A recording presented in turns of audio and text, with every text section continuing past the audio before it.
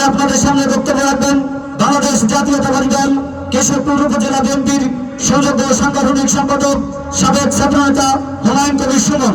হুমায়ুন কবির সুমন এই পর্যায়ে বক্তব্য রাখবেন। বিসমিল্লাহির রহমানির রহিম। রক্তে ভেজা সিক্ত মাটি, বিবর্ণ এই ঘাস, বুকের মাঝে রাখা আছে শহীদ আবু বকর আবুল লাশ।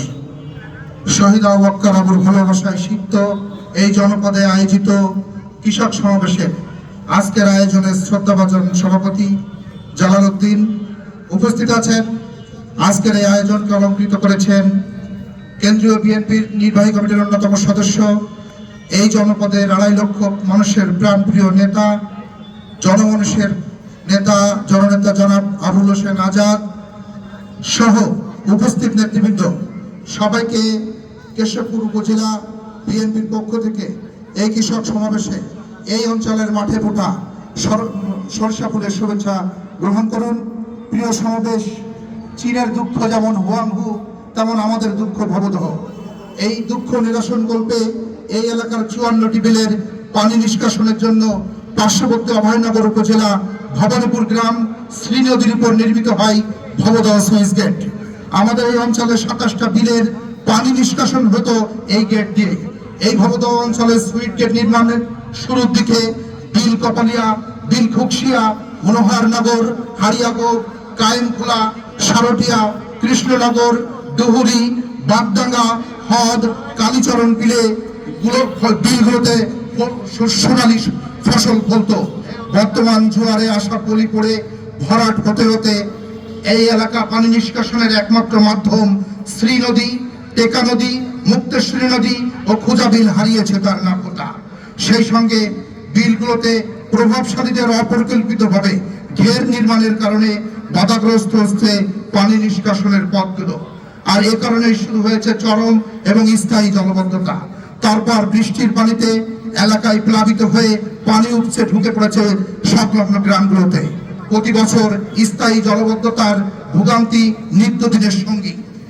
এবারও শতাধিক গ্রাম, ঘর বাড়ি, মাঠ কিংবা রাস্তাঘাট, 150 লক্ষাধিক পানিবন্দী মানুষ হয়ে পড়েছেন।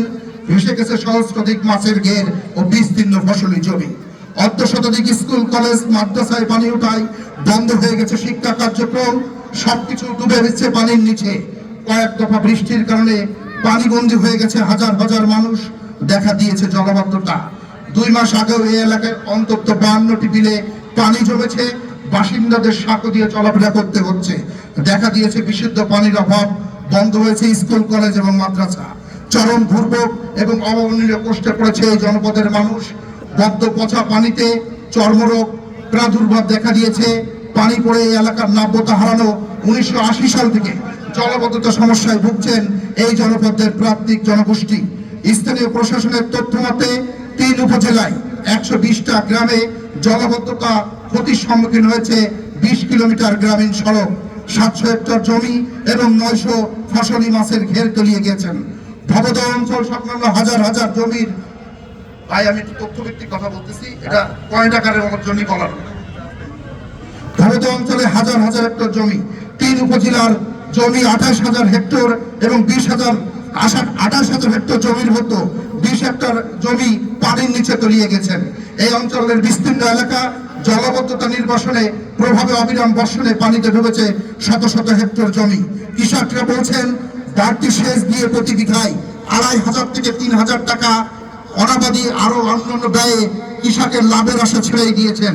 2 মাস আগে 49,736 হেক্টর জমিতে বোরো, আমন এবং সবজি চাষ করেছিলেন কৃষকরা। কিন্তু ভারী বর্ষণ এবং জলবদ্ধতায় সৃষ্টি হয়েছে এই অঞ্চলে। কৃষি বিভাগের তথ্য মতে জলবদ্ধতার কারণে 5,750 হেক্টর জমি ক্ষতিগ্রস্ত হয়েছে, যার আর্থিক মূল্য 26,48,48,000 টাকা। এদিকে মৎস্য বিভাগের 16,922টি ঘের ও পুকুর প্লাবিত, 210 কোটি টাকার ক্ষতিগ্রস্ত হয়েছে এবং 8,115 জন চাষি ক্ষতিগ্রস্ত। কিন্তু এই বিভাগে তালিকাভুক্ত হয়েছে মাত্র 1,600।